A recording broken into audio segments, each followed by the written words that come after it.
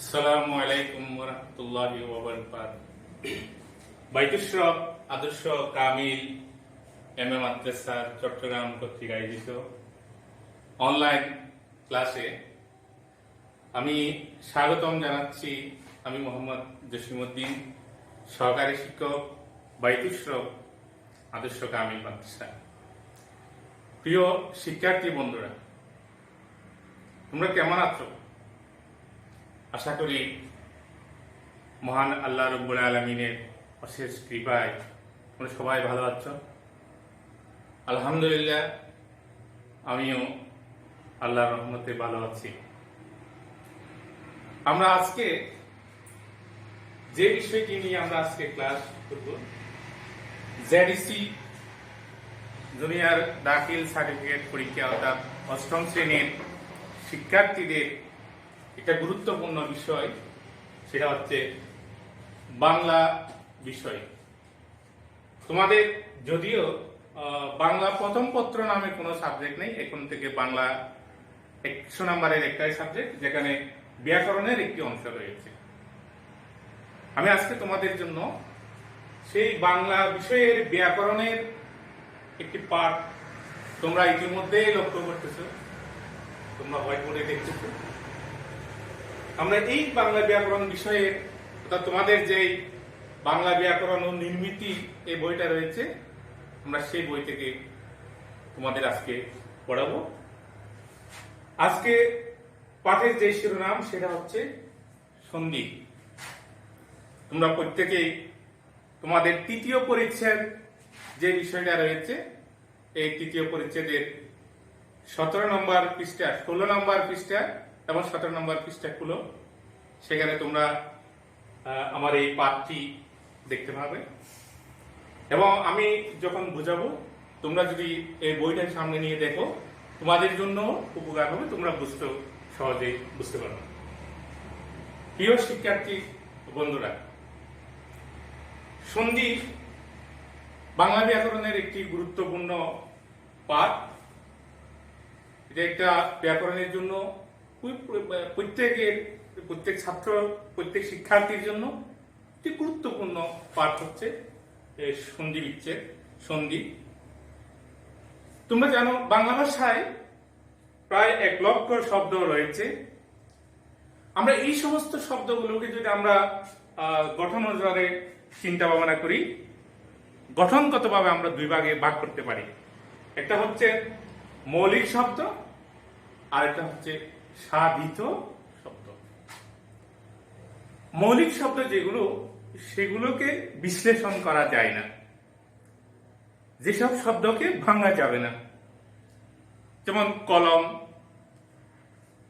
একটি শব্দ, আমরা প্রত্যেকের নাম একটি শব্দ, বই একটি শব্দ, এইগুলোকে আর বিশ্লেষণ করা যাবে না। আর সাধিত শব্দ হচ্ছে এমন সব শব্দ যেসব শব্দগুলোকে বিশ্লেষণ করা যায়। মূলত বাংলা ভাষায় যে প্রায় 1 লক্ষ শব্দ রয়েছে, সেখানে কিন্তু যে প্রতিনিয়ত নতুন নতুন শব্দ তৈরি হচ্ছে, সবগুলাই কিন্তু সাধিত শব্দের মাধ্যমেই হচ্ছে। আমরা যদি ভাষার এই ব্যাকরণটাকে আমরা বিশ্লেষণ করি, আমরা দেখতে পাই যে সাধিত শব্দগুলো গঠিত হয় 4টি উপায়ে মূলত।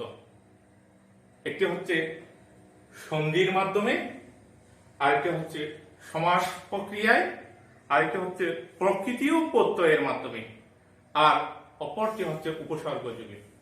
তাহলে 4টি উপায়ে নতুন নতুন শব্দ, আমরা সাধিত শব্দ খুঁজে পাই। সন্ধির মাধ্যমে, সমাস প্রক্রিয়ায়, প্রকৃতি প্রত্যয় এবং উপসর্গ যুগে। আজকে আমরা যে পাঠটা নির্ধারণ করলাম, এই পাঠটা হচ্ছে সন্ধি। এই সন্ধির মাধ্যমেও কিন্তু সাধিত শব্দ গঠন করা যায়। প্রিয় শিক্ষার্থী বৃন্দ, তোমরা দেখো সন্ধি কি। আমরা আজকে যে পাঠটা নির্ধারণ করলাম, এই পাঠটা পড়ে আমরা কি পাবো, এই অধ্যায়টার মধ্যে আমরা কি পাবো, আমরা যে বিষয়গুলো সম্পর্কে জানবো, যে শিকন ফলটা আছে সেই শিকন ফলটা হচ্ছে, আমরা সন্ধির সংজ্ঞা জানবো। কি জানবো আমরা? সন্ধি কাকে বলে এটা জানতে পারবো, সন্ধির উদ্দেশ্য জানতে পারবো, কেন আমরা সন্ধি বিচ্ছেদ করব এই উদ্দেশ্যটা আমরা জানতে পারবো, সন্ধির প্রয়োজনীয়তা, কেন সন্ধি করতে হয়, এই বিষয়টা কেন করতে হয়, এই বিষয়টা এত জরুরত, এত প্রয়োজন কেন, আমরা সেটা জানতে পারবো। এরপরে প্রকারভেদ, সন্ধি কত প্রকার, কিভাবে প্রকারভেদ গুলো করা হয়েছে, এই বিস্তারিত পাঠটুকু আমরা এখানে জানতে পারবো। এরপরে সন্ধি বিচ্ছেদের নিয়ম, একটা শব্দকে সন্ধি বিচ্ছেদ কিভাবে করতে হবে, সন্ধি বিচ্ছেদটা কোন প্রকার হবে, সেই বিষয়গুলো আমরা এখানে এই আজকের এই পাঠটি পড়লে আমরা জানতে পারবো। প্রিয় শিক্ষার্থীরা, দেখো আমরা আবার সরাসরি সেই পাঠে চলে যাচ্ছি। সন্ধি কি, সন্ধি শব্দটার বিশ্লেষণ আমরা দেখতে যাচ্ছি। প্রথমত সন্ধি শব্দের অর্থ হচ্ছে মিলন, একত্রকরণ, যুক্তকরণ, সংক্ষেপণ, অর্থাৎ দুটা ধ্বনি বা বর্ণের মিলনটাই হচ্ছে সন্ধি। তাহলে আমরা সন্ধি শব্দের অর্থ কি পেলাম? সন্ধি শব্দের অর্থ হচ্ছে মিলন, সংযুক্তকরণ, একত্রকরণ। এবার কাকে বলে আসি। পাশাপাশি অবস্থিত দুটো ধ্বনি বা বর্ণের মিলনকে সন্ধি বলে। পাশাপাশি অবস্থিত, দূরে হতে পারবে না, দূরটা কি হতে হবে? পাশাপাশি থাকতে হবে। তাহলে পাশাপাশি অবস্থিত দুটি ধ্বনি বা বর্ণের মিলনকে সন্ধি বলে। এই সন্ধির সংজ্ঞা দিতে গিয়ে বিভিন্ন ভাষা পণ্ডিতদের বিভিন্ন মতবাদ দিয়েছেন। তন্মধ্যে একটি বিষয়ে একজন ভাষাবিদ ডক্টর মোহাম্মদ শহীদুল্লাহর মতে একটা মত এখানে তুলে ধরলাম। ডক্টর মোহাম্মদ শহীদুল্লাহর মতে দুটি বর্ণ অত্যন্ত নিকটবর্তী হলে উচ্চারণের সুবিধার জন্য উভয়ের মিলন হয়ে এক বর্ণ বা একের রূপান্তর বা একের লুপ বা উভয়ের রূপান্তর হলে এই রূপ মিলনকে সন্ধি বলে। অর্থাৎ দুটি অত্যন্ত নিকটবর্তী বর্ণ বা ধ্বনি উচ্চারণটাকে সহজ করার জন্য দুটোটা মিলে একটা বর্ণ হয়ে যাবে, অথবা একটির অন্যটি রূপান্তর হয়ে যাবে, অথবা এক উভয়ের পরিবর্তন হয়ে যাবে, উভয়ে বিলুপ্ত হয়ে যাবে। এইরকম যদি পরিবর্তন হয় সেটাকে সন্ধি বলা হয়।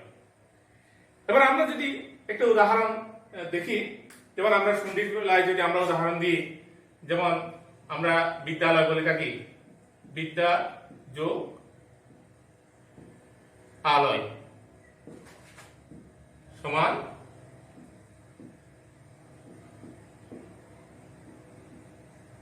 বিদ্যালয়।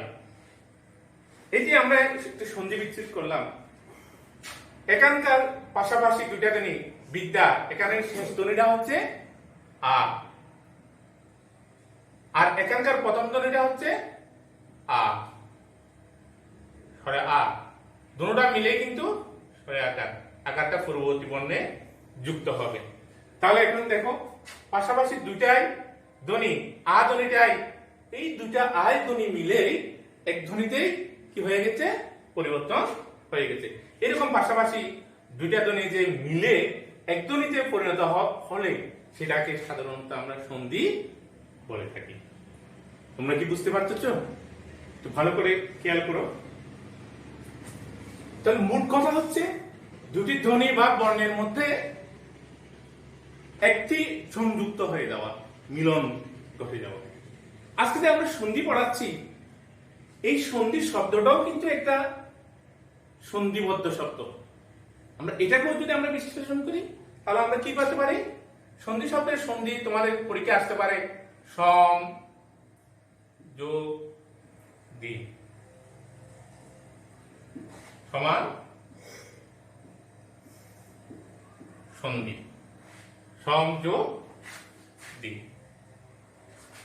তাহলে আমরা সন্ধি যে শব্দটা বলছি, তোমার তোমরা যখন বিভিন্ন জায়গায় পরীক্ষা দিতে যাবা সেখানে তোমাদের থেকে জিজ্ঞেস করতে পারে, বলবে সন্ধি শব্দের সন্ধি বিচ্ছেদ করো, তখন তোমরা বলবে সম যোগ ধি সমান সন্ধি।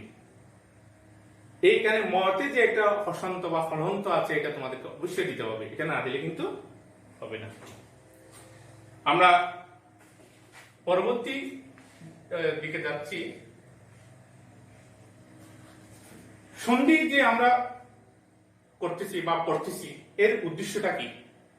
সন্ধির উদ্দেশ্য হচ্ছে দুটি কারণে আমরা মূলত সন্ধিটা করে থাকি। এক, উচ্চারণকে স্বাভাবিক ও সহজ করা। একটা শব্দের উচ্চারণকে স্বাভাবিক করার জন্য এবং সহজ করার জন্য আমরা কি করে থাকি? সন্ধি করে থাকি।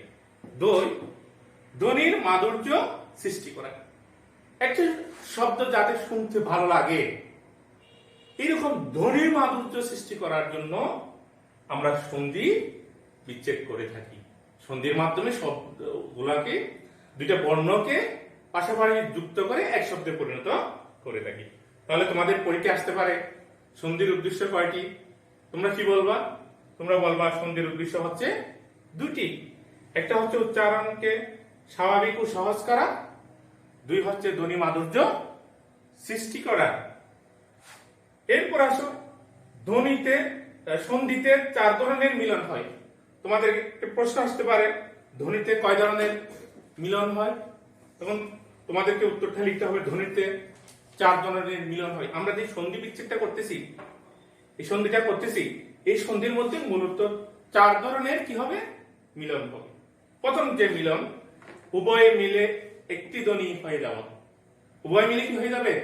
পাশাপাশি যে দুটা ধ্বনি মিলে সন্ধি হওয়ার কথা না, এই দুটা ধ্বনির উভয়টা মিলে এক ধ্বনিতে পরিণত হয়ে যাবে। দুই, একটি ধ্বনি বদলে যায়, অথবা দুটা ধ্বনির মধ্যে একটা বদলে যাবে আর একটা ঠিক থাকবে, অথবা একটি ধ্বনি লোপ পায়, অথবা একটি ধ্বনি বিলুপ্ত হয়ে যাবে, অথবা উভয় ধ্বনির বদলে নতুন ধ্বনি সৃষ্টি হবে। তাহলে আমরা যে সন্ধি করব এই সন্ধিতে মূলত 4 ধরনের আমরা পরিবর্তন দেখতে পাবো। উভয় মিলে তাহলে কি হবে? এক ধ্বনি হয়ে যাবে, একটি ধ্বনির বদলে যাবে, অথবা একটি ধ্বনি লোপ পেয়ে যাবে, অথবা উভয় ধ্বনির বদলে নতুন ধ্বনি সৃষ্টি হবে। প্রিয় শিক্ষার্থীরা, তোমাদের জেডিসি পরীক্ষায় নৈর্ব্যক্তিক আকারে বহু নির্বাচনী প্রশ্ন হয়। সেখানে এই প্রশ্নটি প্রায় সময় দেখা যায় যে সন্ধিতে কয় ধরনের মিলন হয়? সন্ধিতে 4 ধরনের মিলন হয়। এটা তোমরা মনে রাখবা জীবনের জন্য। এবার আসি, সন্ধির প্রয়োজনীয়তাটা কি? আমরা এই যে সন্ধি করি এর কারণটা কি? সন্ধি বিচ্ছেদের কারণটা কি? সন্ধি বিচ্ছেদের ফলে কি হয়? প্রয়োজনীয়তা কেন? প্রথম যে প্রয়োজনীয়তা সেটা হচ্ছে সন্ধি করলে আমাদের একটা শব্দকে উচ্চারণের জন্য সময় কম লাগবে, অর্থাৎ সময়টাকে বাঁচানোর জন্য আমরা কি করে থাকি? সন্ধি বিচ্ছেদ করে থাকি। এরপরে ধ্বনি মাধুর্য সৃষ্টি করার জন্য এবং ভাষার যে সাবলীল, এই সাবলীলতা বৃদ্ধি করার জন্য আমরা সন্ধি বিচ্ছেদ প্রয়োজনীয়তা রয়েছে। 3, উচ্চারণকে সহজ করা। উচ্চারণকে সহজ করার জন্য সন্ধির প্রয়োজনীয়তা রয়েছে। এর দ্বারা ভাষার শব্দ সম্পদ বৃদ্ধি পায় এবং ভাষার সামগ্রিক যে শ্রীবৃদ্ধি এবং গতি ও শৃঙ্খলা এইগুলা বৃদ্ধির জন্য সন্ধির প্রয়োজনীয়তা অপরিসীম। এক কথায় আমরা যদি বলতে চাই, শব্দকে সহজ এবং সাবলীল ভাবে উপস্থাপন করার জন্য মূলত সন্ধির প্রয়োজনীয়তা রয়েছে। এবার আসি আমরা সন্ধির প্রকারভেদগুলো নিয়ে আমরা আলোচনা করি। তোমরা জানো আমাদের যে ভাষার উৎস বিবেচনা আমরা যে শব্দগুলোকে ভাগ করি সেদিক থেকে যদি আমরা চিন্তা করি, উৎস অনুসারে আমাদের শব্দ কিন্তু 5 প্রকার: তৎসম, অর্ধতৎসম, তদ্ভব, দেশি, বিদেশি। আমাদের এই যে সন্ধি বিচ্ছেদটা আমরা সংস্কৃত বা তৎসম শব্দ, আর একটা হচ্ছে খাঁটি বাংলা যেটা দেশি শব্দ। এই দৃষ্টিকোণ থেকে অর্থাৎ আমরা যে সন্ধির যে প্রকারভেদটা আছে ভাষাগত দিক থেকে আমরা প্রথমত দুই ভাগে ভাগ করতে পারি। একটা হচ্ছে সংস্কৃত সন্ধি আর একটা হচ্ছে খাঁটি বাংলা সন্ধি। এই সংস্কৃত সন্ধিকে আবার তিন ভাগে ভাগ করেছেন, যেগুলা আমি দেখাচ্ছি।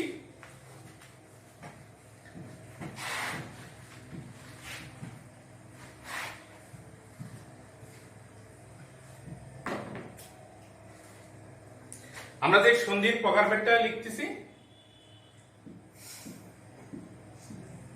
এই সন্ধিটাকে ভাষাগত দিক থেকে প্রথমত কয় প্রকার? দুই প্রকার। একটা হচ্ছে সংস্কৃত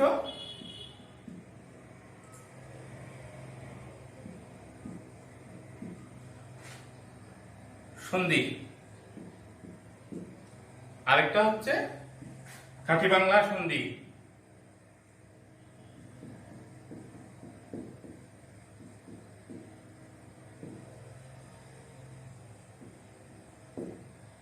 এই সংস্কৃত সন্ধিকে আবার তিন প্রকারে ভাগ করা হয়েছে।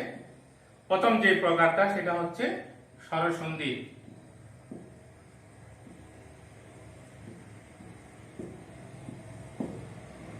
এরপরটা হচ্ছে ব্যঞ্জন সন্ধি, এরপরটা হচ্ছে বিসর্গ সন্ধি। এরপরে খাঁটি বাংলার যে সন্ধিটা রয়েছে এটা আবার দুই প্রকার। একটা হচ্ছে স্বরসন্ধি,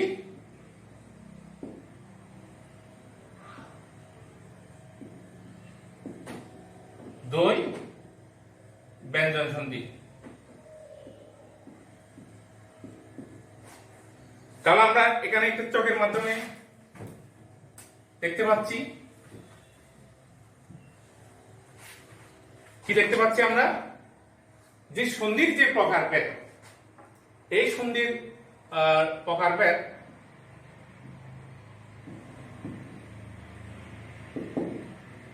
আমরা দুইটা দৃষ্টিকোণ থেকে আমরা ভাগ করতে পারি। একটা হচ্ছে সংস্কৃত সন্ধি আর একটা হচ্ছে খাঁটি বাংলা সন্ধি। এই সংস্কৃত সন্ধিকে আবার তিন ভাগে ভাগ করেছেন: স্বরসন্ধি, ব্যঞ্জন সন্ধি, বিসর্গ সন্ধি। এরপরে খাঁটি বাংলার যে সন্ধি সেটাকে দুইটা ভাগে ভাগ করেছেন, একটা হচ্ছে স্বরসন্ধি আর একটা হচ্ছে ব্যঞ্জন সন্ধি। তোমাদের পরীক্ষায় বিভিন্ন ধরনের প্রশ্নগুলো আসতে পারে যে সন্ধিকে ভাষাগত দিক থেকে কয় ভাগে ভাগ করা যায়, তখন তোমরা বলবা ভাষাগত দিক থেকে দুই ভাগে ভাগ করা যায়। একটা হচ্ছে সংস্কৃত সন্ধি আর একটা হচ্ছে খাঁটি বাংলা সন্ধি। যদি বলা হয় সংস্কৃত সন্ধি কত প্রকার, তখন তোমরা বলবা সংস্কৃত সন্ধি তিন প্রকার।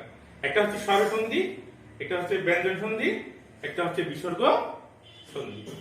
যদি বলা হয় খাঁটি বাংলার সন্ধি কত প্রকার, তখন তোমাদেরকে বলতে হবে দুই প্রকার। একটা হচ্ছে স্বরসন্ধি, একটা হচ্ছে ব্যঞ্জন সন্ধি। এখন